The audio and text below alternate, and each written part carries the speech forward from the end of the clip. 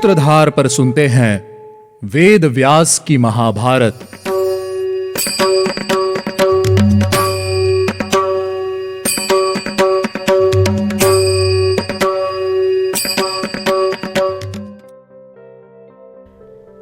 स्वागत है आप सभी का व्यास जी द्वारा रचित महाभारत पॉडकास्ट के तीसरे एपिसोड में। और मैं हूँ आपके साथ आपकी सूत्रधार मान्या शर्मा। जैसा कि मैंने आपको हमारे लास्ट एपिसोड में बताया था कि इस एपिसोड में हम पौष्य पर्व से जुड़ी हुई अनोखी कहानियां सुनेंगे। तो चलिए बिना वक्त गवाए शुरू करते हैं महाभारत का पौष्य पर्व। पर्व की शुरुआत होती है महर्षि उग्रश्रवा जी से। महर्षि उग्रश्रवा जी एक नई कहानी सुनाते हुए कहते हैं, राजा परीक्षित जो कि अभिमन्यु के पुत्र थे, उनके पुत्र जन्मेजय अपने तीनों भाइयों श्रुतसेन, उग्रसेन और भीमसेन के साथ कुरुक्षेत्र में एक लंबे समय तक चलने वाले यज्ञ का संकल्प करते हैं। एक दिन यज्ञ के दौरान वहां देवताओं की कुतिया सरमा का पुत्र सारमेय आया, जिसको जन्मेजय के भाइयों ने मारा। सारमेय रोता हुआ अपनी माँ के पास गया और रोते हुए अपनी माँ को पूरी बात बताई। इस पर सरमा ने कहा, बेटा अवश्य तूने ही उन्हें कोई हानि पहुंचाई होगी, इसलिए ही उन्होंने तुझे मारा होगा। सारमेय ने उत्तर देते हुए कहा, नहीं माँ, मैंने कुछ भी नहीं किया था। अपने पुत्र की पीड़ा सुनकर सरमा उस यज्ञ में पहुंची जहां जन्मेजय अपने भाइयों के साथ यज्ञ कर रहे थे। सरमा ने जन्मेजय से उसके पुत्र को मारने का कारण पूछा, लेकिन किसी ने भी सरमा को कोई जवाब नहीं दिया। इस बात पर क्रोधित होकर सरमा ने उन्हें श्राप देते हुए कहा, मेरे निरपराध पुत्र को मारने के कारण तुम पर अचानक ही ऐसी मुश्किल आएगी जिसकी तुम्हें कोई संभावना भी नहीं होगी। यह सुनकर जन्मेजय बहुत दुखी हुए और उन्होंने श्राप को शांत करने के लिए अपने पुरोहित यानी कि पंडित की खोज शुरू कर दी। एक दिन शिकार के दौरान वन में जन्मेजय को श्रुतश्रवा ऋषि का आश्रम दिखा। श्रुतश्रवा ऋषि के पुत्र सोमश्रवा जी हमेशा तपस्या में लीन रहते थे। जन्मेजय ने सोमश्रवा ऋषि को अपने पुरोहित बनाने के लिए महर्षि श्रुतश्रवा जी से निवेदन किया, जिसके उत्तर में महर्षि ने कहा, हे राजन, सोमश्रवा सर्पिणी के गर्भ से जन्मा है और यह भगवान शंकर के श्राप के अलावा समस्त श्रापों का निवारण करने में समर्थ है। लेकिन अगर कोई ब्राह्मण इससे किसी वस्तु की मांग करता है तो यह उसे वह वस्तु अवश्य देता है। इस बात को ध्यान में रखकर आप इसे अपना पुरोहित बना सकते हैं। श्रुतश्रवा ऋषि की आज्ञा मानते हुए जन्मेजय ने सोमश्रवा जी को अपना पुरोहित बना लिया और उन्हें अपने साथ ले गए। इसके बाद राजा जन्मेजय तक्षशिला को जीतने के लिए युद्ध पर चले गए और अपने भाइयों को आदेश देकर गए कि वे उनके पुरोहित सोमश्रवा जी की आज्ञा का अच्छे से पालन करें। अब आगे की कहानी में हम जानेंगे कि गुरु की आज्ञा का पालन कैसे किया जाता है, और यही बात हमें और अच्छे से समझाने के लिए उग्रश्रवा जी ने कुछ कहानियां सुनाई हैं। तो आप भी इन कहानियों को ध्यान से सुनकर अपने जीवन में उतारने की कोशिश कीजिएगा। ये कहानी है महर्षि अयोध्याम्य के 3 शिष्यों उपमन्यु, अरुणि पांचाल और वेद की।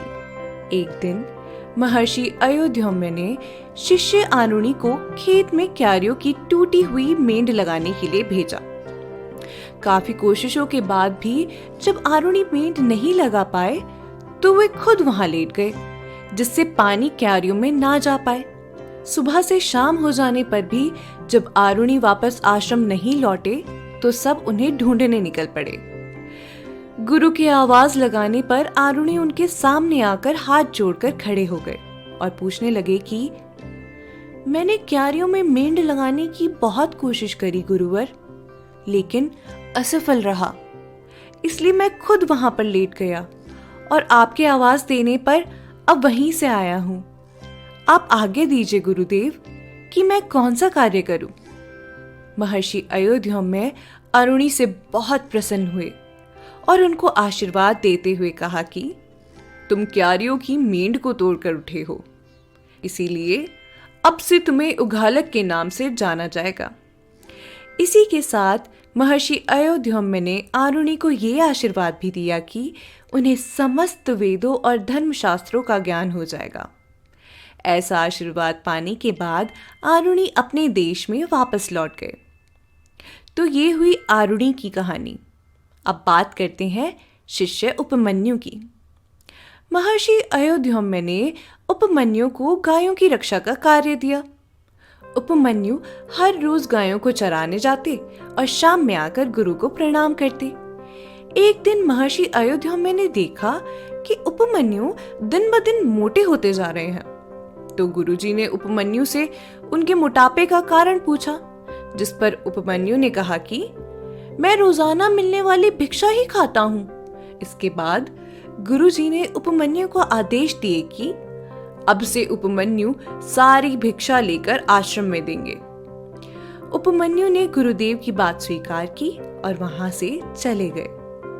कुछ दिन बीत जाने के बाद भी उपमन्यु का मोटापा बढ़ता ही जा रहा था, जिस पर गुरुजी ने फिर से उपमन्यु से उसके बढ़ते मोटापे का कारण पूछा, जिसके जवाब में उपमन्यु ने बताया कि वह दोबारा भिक्षा लेकर आते हैं और उसी के सेवन से उसका वजन बढ़ रहा है।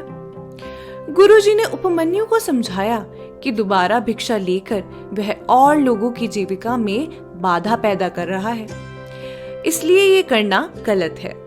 उपमन्यु ने गुरु की बात को समझा और दोबारा भिक्षा लेना बंद कर दिया। लेकिन इसके बावजूद भी उपमन्यु का वजन ज्यों का त्यों था।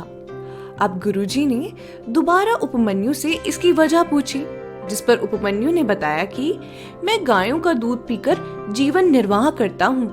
जिस पर गुरुदेव ने कहा कि मैंने तुम्हें गायों की रक्षा का दायित्व दिया है, उनका दूध पीने की आज्ञा मैंने नहीं दी है, इसलिए तुम गायों का दूध नहीं पी सकते हो।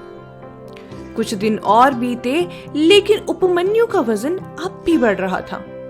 दोबारा पूछने पर उपमन्यु ने बताया कि गुरुदेव, ये बछड़े अपनी माता का दूध पीने के बाद जो फेन उगल देते हैं, मैं उसे पीकर अपना जीवन निर्वाह करता हूँ। इस पर गुरुदेव ने उपमन्यु से कहा कि बछड़ों ने तुम पर दया करके फेन उगला है, लेकिन तुम्हें समझना होगा कि उनका फेन पीकर तुम उनकी जीविका में बाधा डाल रहे हो और तुम्हें ऐसा नहीं करना चाहिए है।